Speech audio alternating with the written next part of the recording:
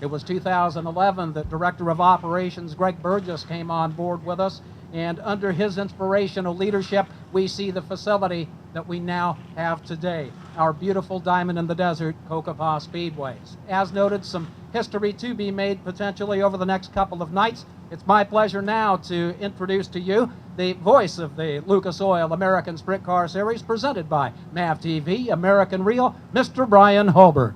On behalf of the Lucas Oil American Sprint Car Series, presented by MAV TV American Rail National Tour, we would again like to welcome everybody to Fan Fest as we go into the final 2 rounds of the Cocopah Cup Challenge, which began in March of this year.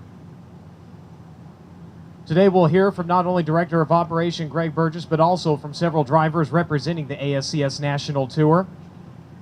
Starting to my left at the end of the table, the driver out of Snohomish, Washington, driving the Pete Motorsports number 23, Mr. Seth Bergman.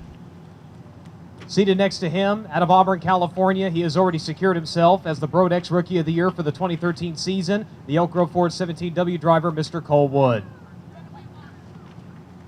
Seated next to him, the 2012 Rookie of the Year, 3-time Power Eye Midget National Champion, and 2011 Speedway Motors Warrior Region Champion for the ASCS Nation, Mr. Brad Loyet. To his right, he is our current ASCS National Points Leader and defending champion, the driver out of Eunice, Louisiana, the Mesilla Valley Transportation, Stenhouse Junior Racing, number 41, Mr. Jason Johnson. To my right, his challenger coming into this weekend, the driver out of Albuquerque, New Mexico, driving the Print Place Motorsports 45X, Mr. Johnny Herrera. Seated next to him, hailing out of Owasso, Oklahoma, driving the Arc Wrecking of Oklahoma, number 93, Mr. Dustin Morghan. And ladies and gentlemen, Director of Operations for the Cocopah Speedway, Mr. Greg Burgess. A little more background on everything happening with ASCS. This weekend will come to a close the 22nd year of operation for the ASCS National Tour, which began touring nationally in 1993, but ultimately began in 1992 on a base of regional schedules, which saw Gary Lee Meyer besting a group of 66 individual races run across the Midwest. Going into this weekend, less than 60 points separate our current top 2 drivers in standings, with Jason Johnson currently leading over Johnny Herrera. Johnny Herrera's best finish in the ASCS National Tour standings was 2nd place, coming in 2011 by 1 marker behind Shane Stewart of Bixby, Oklahoma. This weekend will represent the 47th and 48th events contested on the ASCS National Tour schedule, out of a schedule that consisted of 55 dates, with unfortunate weather plaguing some of our races throughout the Midwest this year. In races leading up to this weekend, 21 drivers have claimed victory in ProtectTheHarvest.com feature events. 5 of those were first-time winners against the National Tour. At this time, I'll turn things over to Mr. Greg Burgess. We got to thank all these drivers, these guys. We don't have any local sprint car drivers here, so these guys have all, many of them left home and family to be here with us, and I can't tell you how much that means to myself, my staff, and the Cocopah Indian tribe, that you guys made your way down here, put on a show for the great race fans we've got in the area and the great winter visitors that come here.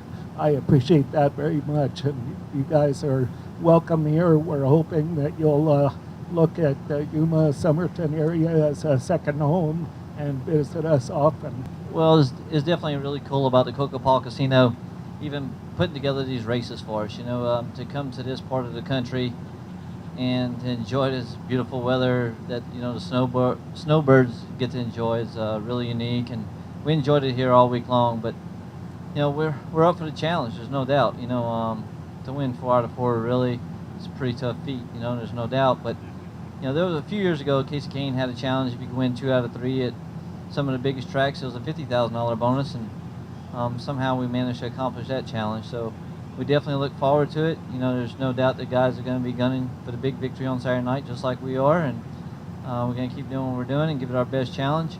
Obviously points is one thing, and Johnny and I got a fierce battle, and it's been a lot of fun all season long, swapping the lead out, but when you look at, you can win 1/3 of the points title in one night.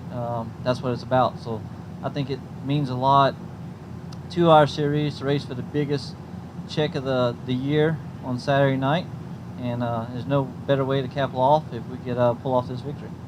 Well, the track usually gets slick throughout the night and gets real wide, and a lot of it you got to be patient with the race car and keep the thing straight and keep it underneath you.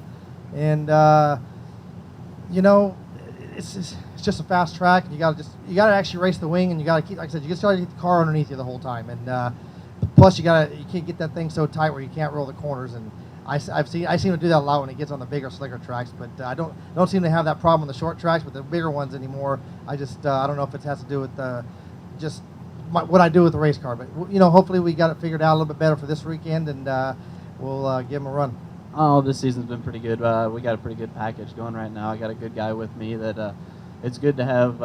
You know, Jason mentioned last year at the banquet, you need to surround yourself with good people, and that's what we're working towards for next year. And you know, at this point, you know, we're just trying to close out the year, and we're way ahead of the game for next year. We already got 4 cars sitting in the shop, all our parts sitting there waiting for us when we get back. So we're excited to get home and get those cars put together, take it easy a little bit for the winter, and come out and try and run as much as we can next year, running this deal full time as long as we can, and going to run as many outlaw shows as well. We just got 3 new 410 motors that we're looking forward to using next year as well. I was pretty excited about it coming into it this year. That was really one of my goals this year, was to come out with Rookie of the Year, and I think it's a big thing whenever you get announced at different tracks, whenever they say that you're the Rookie of the Year, anything. I mean, it's a kind of a big addition to your name, so I'm really happy that we ended up with it. The whole year's been really fun, so just going home with that's kind of an additional bonus. Yeah, we've had a good year. It's been really up and down.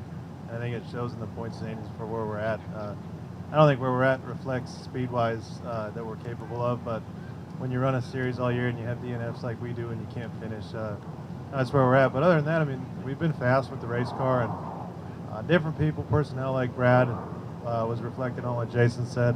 You got to surround yourself with good people, and if you're going to be out here doing this full time, that's what it's about. I believe you're only as good as the people that you surround yourself with. So we're working on a few things, and we're coming back next year to run this deal. Each year we get better and better, and we're just working towards putting together a good team so we can give guys like Johnny and Jason a run for the championship. I didn't clear that up. What makes it easy on the road is also, like, I pretty much travel with my best friend. Me and Jones got an awesome relationship together, and we have a good time, you know. That's what it's about. You got to have fun, and you got to make sure you have fun, because as soon as this turns into work or a job, then you start losing the fun of it, and then I think that starts showing in your results, because then you don't really have that much dig left in you. But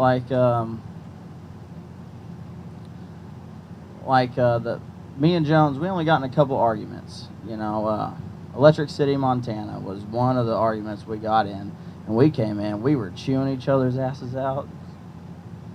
But you know what? It helped with the race car, because I came in, I told him I was feeling this, and he was blaming on something else. But we got down to the middle of it, and now that situation is fixed, and things have been a lot better. So, you know, you're gonna have your ups and downs. You're gonna come in. You're gonna have, you know, if you didn't have the temper or the anger, then I mean, it kind of shows how much you care, you know.